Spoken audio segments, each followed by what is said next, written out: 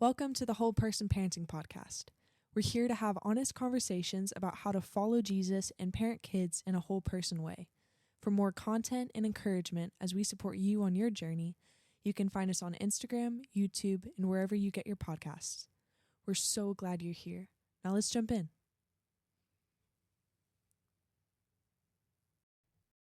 Hey everyone, welcome back to the Whole Person Parenting Podcast. We're so glad that you're here and thankful that you joined us. We're currently in our series called Are We There Yet? Yeah.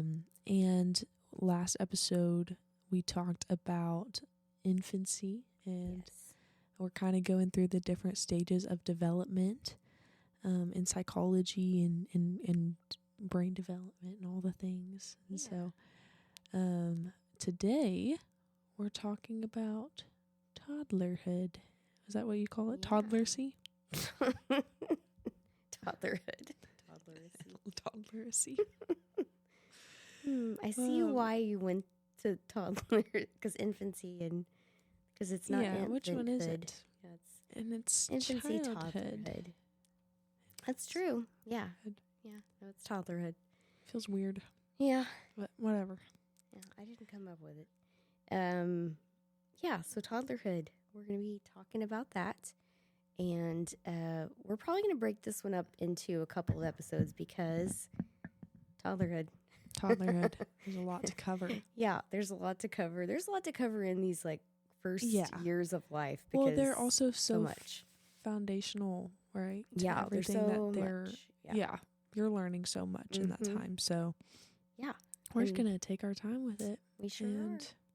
We said that when we started this thing. Yeah, we were like, we're just gonna go how long however long it needs. Yeah, however long it needs, and isn't that just like development? Yeah, it's like however long it takes. It's just it'll work. The pace. That's the whole point of this, is just following. Yeah, following development, parenting at the pace of development, however long that takes. So, yeah, that's good.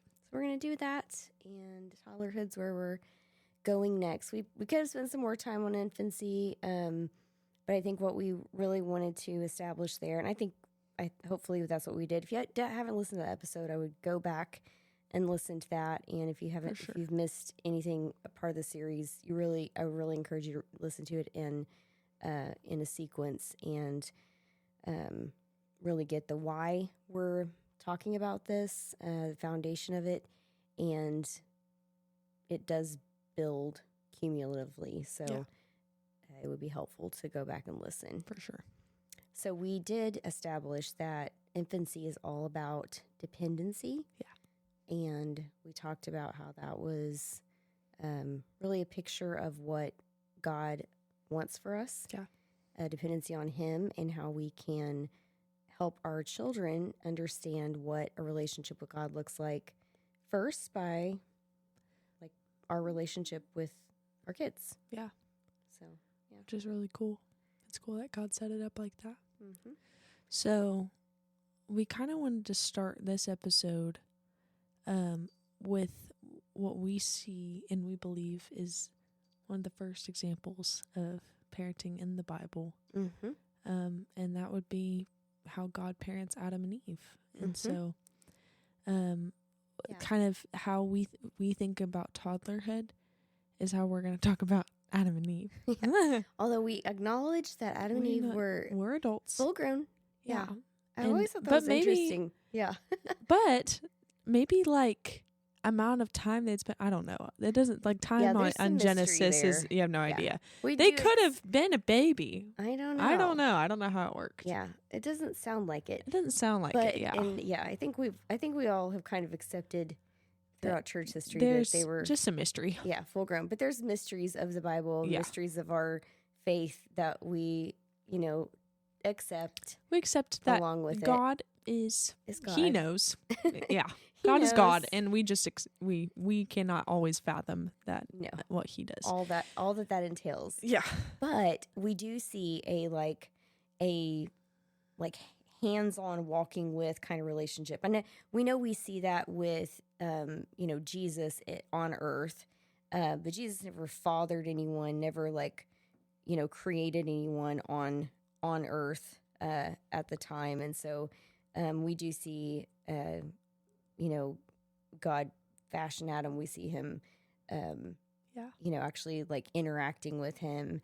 And so, we're going to just kind of hold that in mind as we're talking through toddlerhood and maybe even beyond, because I think it's really relevant to the picture of parenting and just like how God sets it up.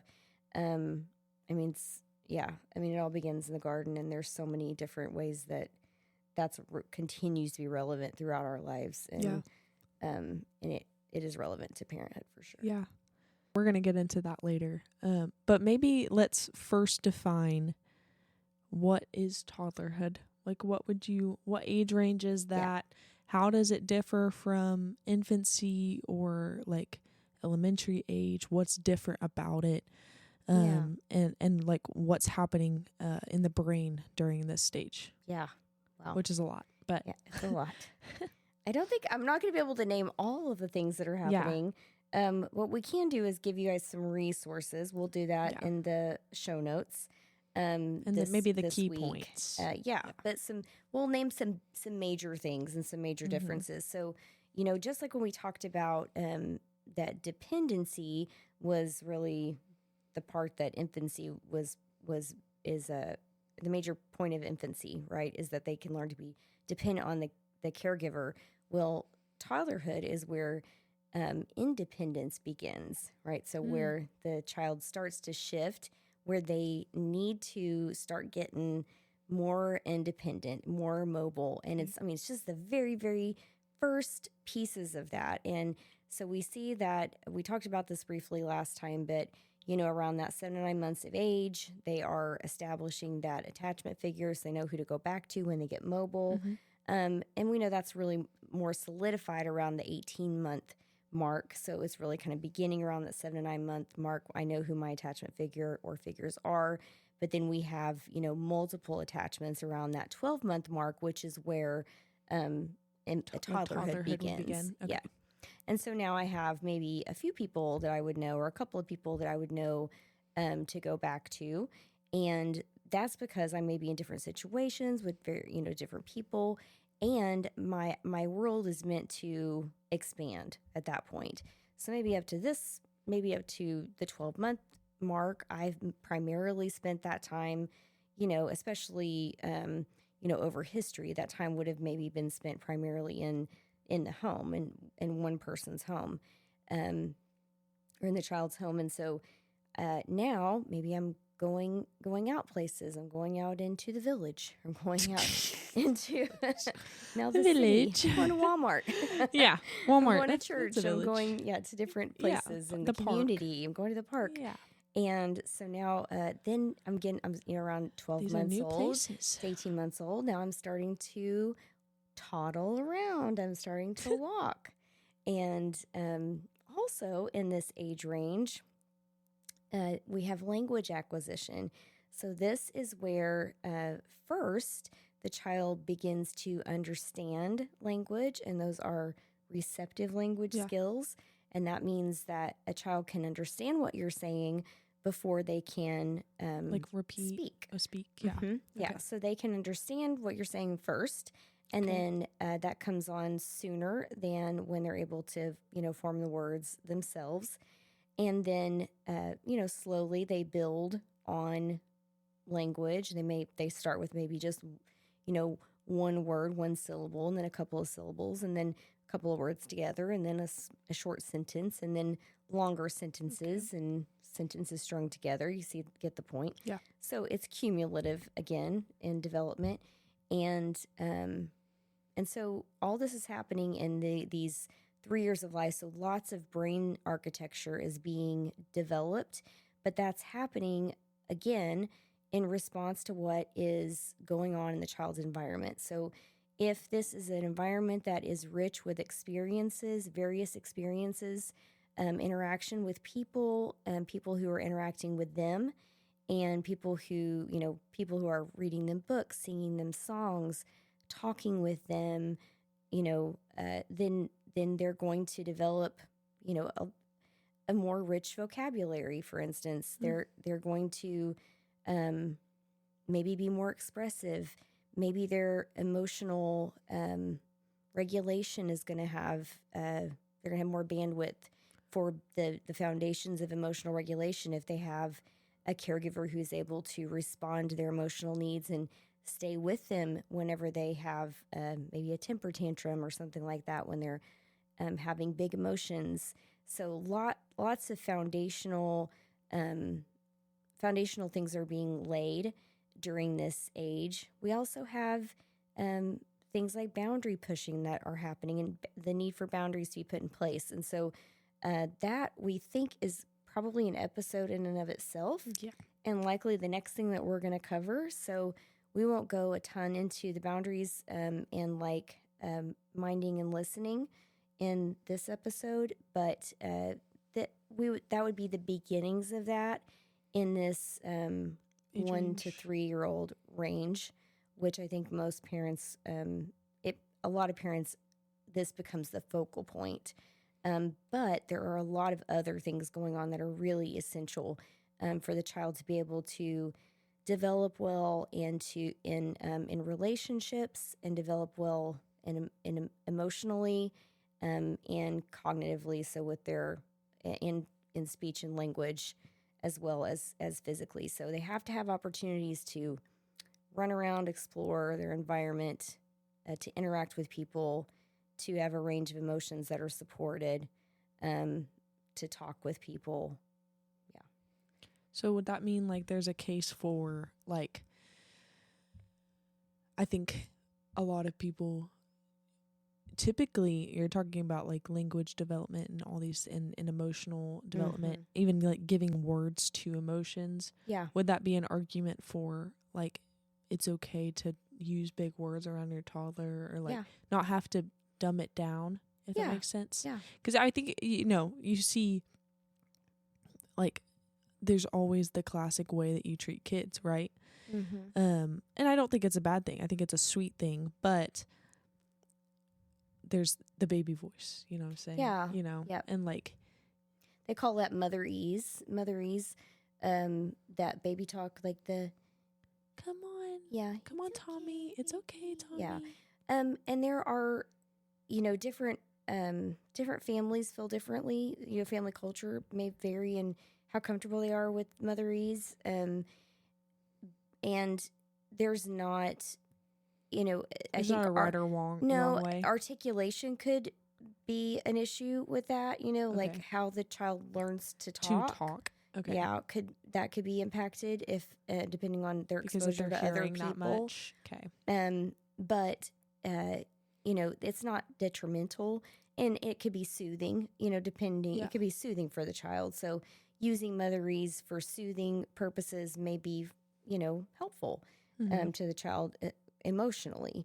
Maybe like supportive in those ways. So, but then there are other, there are people who are very against using that tone, and are like, we don't use baby talk, and we're not going to do that in our family. We're going to talk like grown-ups.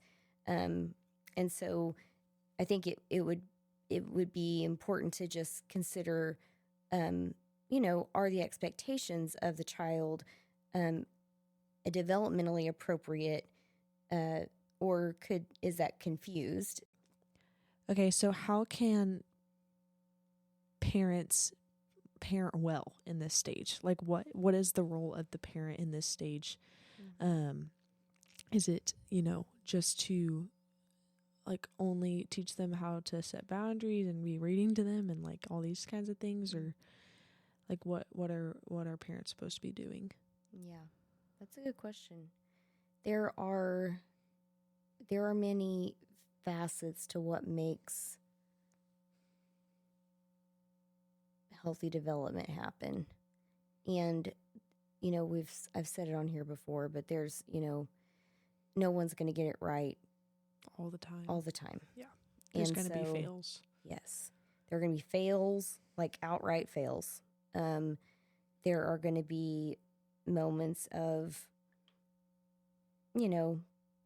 not as good as yesterday. Like my 100% today may not be as good as my 100% yesterday. Yeah. Right? I may not have the capacity today that I did last week. Yeah. And we talked about that too, like with our relationship. Yeah. That my toddler years were really hard. Yes. On you and... Yeah. I had way too much going on, which was my fault. I mean, like, I was, you know, in school, you know, and that was very stressful. That was a choice that I made, you know, thinking I'm like could do everything. Super mom. And having those expectations on myself too, of like that it all had to be perfect all the time. I mean, because my house was like, you know, immaculate all the time with being in school and, you having know, a husband, having kids, having little ones, and being in school. You know, it was everything had to be perfect all the time. Yeah. And serving and volunteering at church, and you know, just doing all the things, and exercising, and you know, trying to do and yes, like trying to be fit and you know, stylish, and I mean, it was just like I wanted all the boxes checked all the time, and that was so that took a I paid, like, I didn't just pay the price for that. You guys paid the price for that. And there was a trade-off. Like there was a trade-off that I was not always recognizing. I didn't recognize that, okay, if I were making a different choice potentially here, if I was like maybe I should let something go. And I did come to a point finally of being like, okay, I have to, and I, you know, I cut down to half-time grad school while I was working full-time, and cut down a lot. Yeah. Cut down like the bare minimum. That was still doing a lot. 6 years in, I cut down to part-time grad school, and because I had gone all the way through my bachelor's. Well, not all the way, I guess, because I started bachelor's before you guys were born, but it was part-time and working full-time. So, but yeah, I mean, it was just, too much. So, I mean, I had these like perfectionistic kind of expectations that were not your fault, not, you know, Braden's fault or Daddy's fault. It was just me, you know, and do you feel like my own insecurities and inadequacies? Yeah. How do you feel like that like bled over into like your reaction or like your interactions with me and Braden? I mean, I think I had like high expectations of you in particular, probably because you're a girl. Yeah. In part, and you were the oldest. And so, you know, there's a reason why you were so tidy. You know, there's a reason why you kept a calendar when you were like 4. I forgot about that. Yeah. And I did always have my calendars. It was, you know, and I'm like, oh, she's so organized. And I'm like, but that, so I wasn't telling you those things. I wasn't telling you to do that, but I learned it. You internalized what you were seeing. Yeah. As like, this is how you be a woman, maybe, or this is how you be a girl, or this is how you be good at something, or like you're looking up to me, or I think you internalized that. And because I don't think I had these like super high expectations of you doing those things. Yeah. But I also did praise you for them a lot. And so that was, and that's something I've talked about, but I think in praising you for those things, you know, it encouraged you because every kid likes praise, you know? Yeah, for sure. And so then you're like, everyone praise, wants their good. Parents to be proud of them. For sure. Or, like, I think the common thing is almost that, like, if you're younger, you don't want the same things that adults would want. Yeah. Like, you don't want support, or like, you don't need those things. Yeah. If that makes sense. Yeah. Like, the same things that feel good as an adult, like, being, successful, being complimented, being, just anything that like would just like be good as an adult is also feels good to a kid. Yeah. Yeah. Getting a sweet treat after Yeah. dinner. It's like, I mean, anything. And so I think if you understand better what your kid's mind is like, you're going to be able to parent them better. Yeah. Yeah.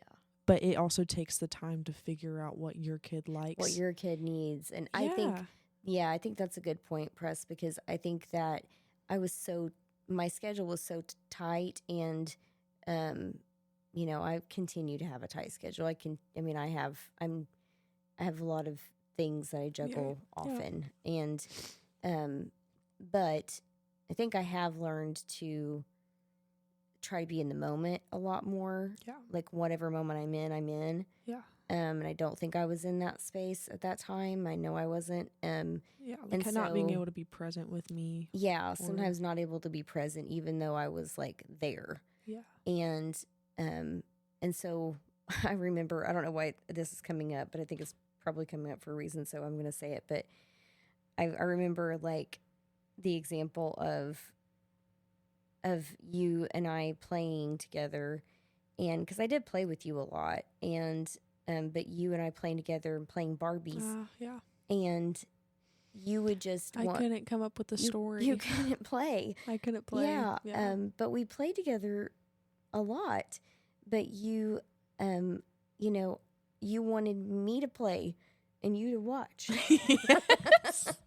And I had to have like a whole storyline. It was like a soap opera of the Barbies, The Bachelorette. I know. I had the You'd never even seen The Bachelorette. I had never seen The Bachelorette, but I wanted you to come up with the story, and I wanted to watch. Yeah, it's you true. wanted to watch. I didn't want you to participate in my play. I wanted you to play and me to participate in your play. Yes, I know. You wanted me to lead the play. I couldn't psychoanalyze myself enough to know why that is. And maybe you could, but I'm still not sure. I was never a kid who wanted to play. I never like. Well, I think maybe I just made it so I made it such like an uptight feeling environment that you couldn't relax enough to play. Is my guess is maybe.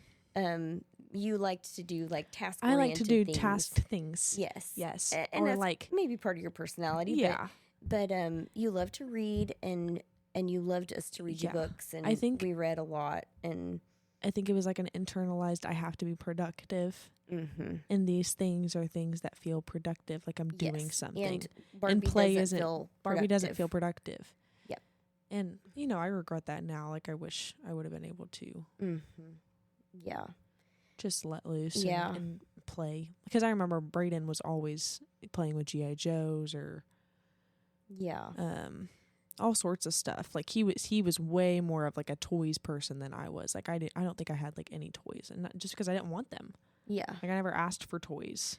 Yeah. If I asked for toys, when you were little, you had toys. Yeah. But those were like toys that were like fidgeties, still, Yeah, like you had a little kitchen and that kind of stuff, but you tended to not want to play with those things. But again, I think it was probably more. I liked doing tasky. Yeah. Mm-hmm. I wanted to puzzles and and I wanted to perform and like learning things so I could show them off and stuff like that. Yes, and I think that is what happened is that in toddlerhood, I think for you especially focused on you learning, which is I think for a first child especially, this is what happens is that the parent is very future focused a lot, which makes sense. Like I have to teach you all the things. There's like a lot of pressure, internalized pressure for lots of parents about like, okay, this person, you have this realization that like I'm responsible for teaching you like all the things, like all the basics, like how to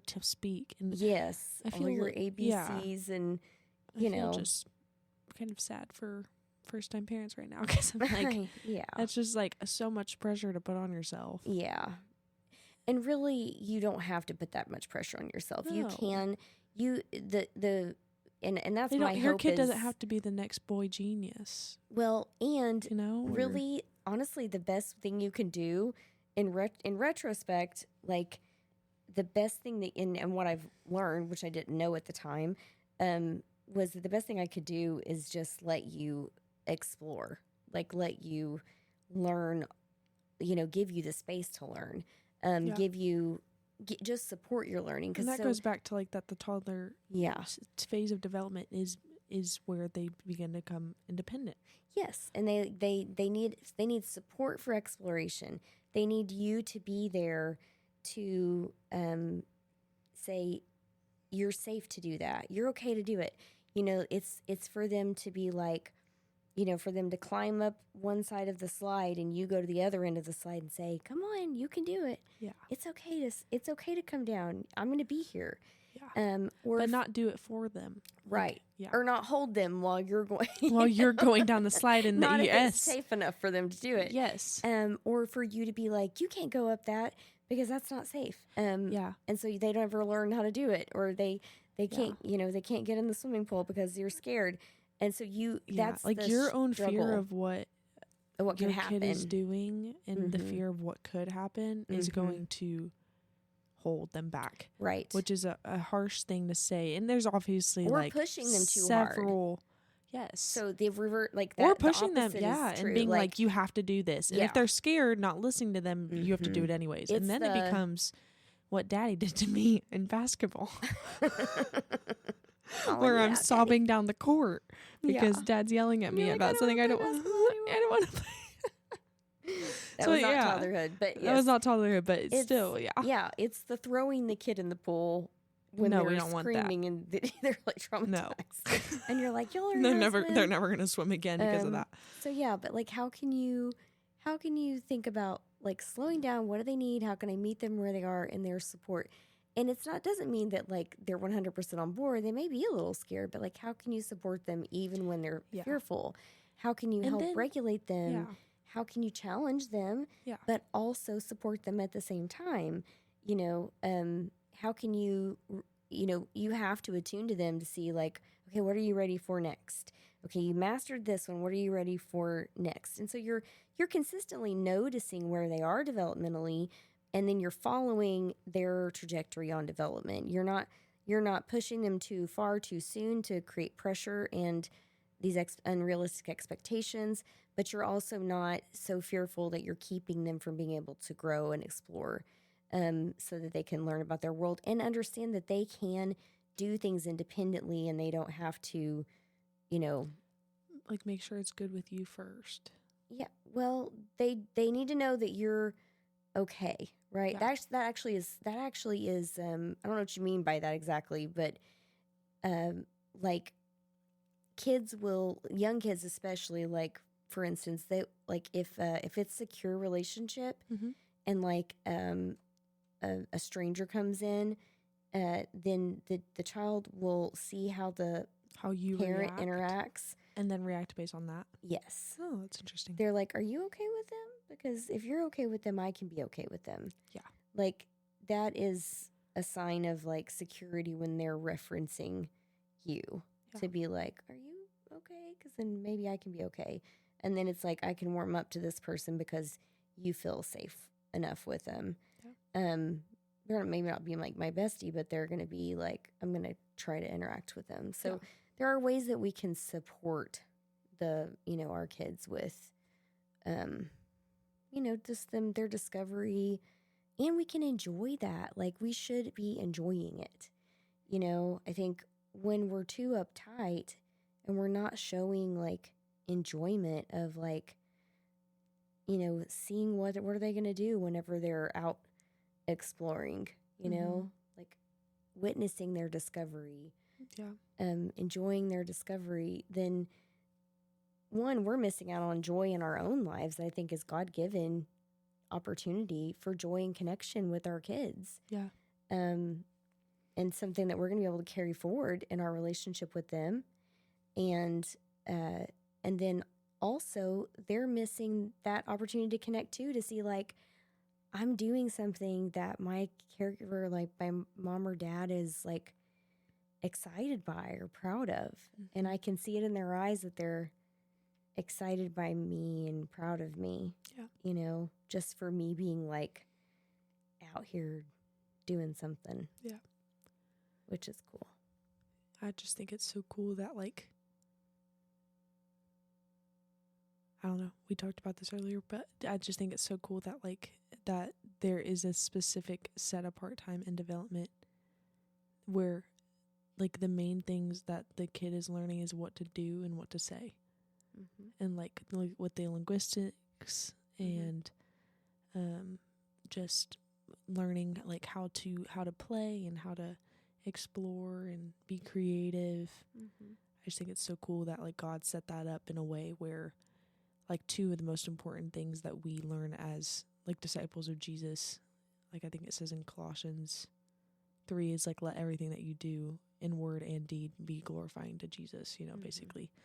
And so the fact that God set out a specific time in our lives, even though it's so young, that we are learning those two things simultaneously, almost in that, like, what we say should align with what we act, because we're learning them at the same time, you know. We're learning how to play, we're learning how to do, and we're learning how to say and speak and understand the word, you know. And I just think it's so cool that, you know, it's by God's design that the word and deed of our lives is supposed to be connected, you know, that we are both hearers and doers of the word, right? Yeah, that's cool. That's really cool. Yeah. And we do that in relationship. Yeah. That's all supported by and through our most important relationships. Yeah. That's really cool. Yeah. That's a cool insight. So we talked about Genesis at the beginning. Yeah. And I think now that we've talked about, like, exploring, we see that God also does this in the garden. Yeah. It says in Genesis 2, which is really cool, whenever he being God places Adam in the garden, it says, "And the Lord God planted a garden in Eden in the east, and there he put a man whom he had formed. And out of the ground the Lord God made to spring up every tree that is pleasant to the sight and good for food. The tree of life was in the midst of the garden, and the tree of the knowledge of good and evil." So you see that he's put him in this beautiful, perfect place where everything that you see is beautiful and good for food. So it's both, you know, what you're seeing is reflecting the character of God, but also the protection and provision of God is there too. So, and then it says, the Lord took the man and put him in the Garden of Eden to work it and keep it. And then the Lord gives the commandment that you surely should eat of every tree in the garden, but of the tree of the knowledge of good and evil you shall not eat, for in the day that you eat of it you shall surely die. Then the Lord God said, "It is not good that the man should be alone. I will make a helper fit for him." Now out of the ground the Lord God had formed every beast of the field and every bird of the heavens, and brought them to the man to see what he would call them. And whatever the man called every living creature, that was its name. The man gave names to all the livestock, and to the birds of the heavens, and to every beast of the field. And so God lets Adam be creative. I love that. That, like, God, I just imagine God, like, he's like, "Okay, come here." He's like, "Okay, come here. I'm going to set you down here, and and I want you, and I'm going to bring the animals to you." I know. And it's like it's a big playground. Like, he's like, the animals are his big toys. Yeah, he's like, "What do you want to call this one?" Yeah. He's like, "And what do you think about that?" Yeah. "What do you think you would want to use this animal for?" Yeah. And he's like, "Rhinoceros." he's like, "Lion." And then God's like, "Good, lion." I like it. And it's just so, it's just such a great picture. I'm not trying to, like, I'm not trying to make it. This. No, I'm not at all. Really cool. No, yeah. I think it. I mean, I genuinely am trying to put myself in Adam's shoes. I know. And I'm and thinking, like, it's so cool. for one, how did you come up with the word rhinoceros? And, I don't you know, Well, whatever. I know, I'm like, sure it was language whatever language that was that in. was. But I think it's just like God allowed Adam. Like, God 100% could have named all the animals and been like, Adam, this is what they're called. And let me right. teach you Yes. what they're called. Right. But instead, he gives Adam the creativity to Yeah. name. So, like, whatever Adam and had he wanted named to it, know what he named them. Like, he could have he also wanted been to like, see, yeah. here you go. Now You this can is name your them, garden. and then I'm going to go over here, Right. and you can just Yes. take He care of could that. have been like, here's your garden. There's all the animals. Have fun. Yeah. And then And I'm going to abandon go. them. Yeah. I mean, No, he stays goodness, with them. isn't that a picture? Like, how many times do, like, Oh, yikes. how many times have parents? Yeah, like, here's your room. Here's your toys. No, you play. I'm gonna go get on my phone, or I'm gonna go watch TV or whatever, and that's challenging. Yeah, Like, that is like, no, God, the God of the universe, the God of the universe took the time to sit with Adam and listen to him as he was creative. Yeah, and using his words, and and still up seeing with him words. as good. Yeah, Like, this is before sin had entered the world. Yeah. There's still this holy, perfect union between God and Adam. Yeah. Where there's nothing Yeah. hidden. yeah. It's so open and Mm-hmm. I think that's how God designed it. It's something that, like, it's honestly something that I feel like it can't even be put into words, to just be able to sit and play, like, Yeah, and just enjoy each other. Mm-hmm. Yeah. No agenda. Like a great relationship. No agenda. Yeah. There's agenda. There's name the animals. Well, I mean, There's agenda no, like, by hidden agenda by Yeah. God of, like, you have to prove yourself. No, Nothing not like at that. all. This is just for the enjoyment of Yeah. this interaction. Just for, like, I want to see what you name them. Yeah. They need a name, and Yeah. I want to see what you're gonna name them. And there's just such I'm pure here for it. intentions. Yeah. And so, what is your That's so intention? beautiful. You know? Yeah, that's so beautiful. I love it. And I think we can take so much from that and be challenged as parents that, like, taking the time to just be with our kids and enjoy and give them the space to express What they're thinking. how they were created to be. Yeah. And their thoughts, what they want to say, how they want to create, the way God made them. That's really, really cool. It is. Right. So, toddlerhood. So we'll do another Mm-hmm. episode about boundaries in toddlerhood, because this is kind of the first time that you're gonna, as parents, probably have to discipline. Infants they can't really do that much wrong intentionally. Yes. Toddlers. So we'll talk about what that needs to look like, what that should look like, what's appropriate, and even, like, cognitively, because that's a lot of times a big question. Cognitively, what's going on? What are they even capable of in terms of, like,